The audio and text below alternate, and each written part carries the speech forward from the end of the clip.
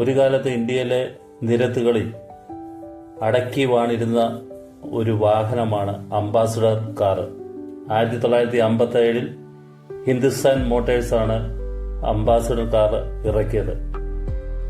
യഥാർത്ഥ Ambassador Morris Oxford series 4ന്റെ പതിപ്പായിരുന്നു.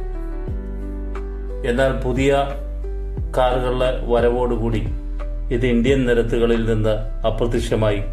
പുതിയ കാറുകളുടെ വരവോടുകൂടിയാണ് ഇന്ത്യൻ നിരത്തുകളിൽ അംബാസഡർ കാറിന്റെ എണ്ണം കുറഞ്ഞത്. എന്നാൽ അംബാസഡർ കാറുകളുടെ പ്രേമികൾക്ക് ഒരു ശുഭവാർത്തയാണ് ഇപ്പോൾ ഉണ്ടായിരിക്കുന്നത്. 2026 അംബാസഡർ കാർ തിരികെ എത്തുന്നു, പുതിയ സാങ്കേതിക വിദ്യയുടെ മികവോടുകൂടി.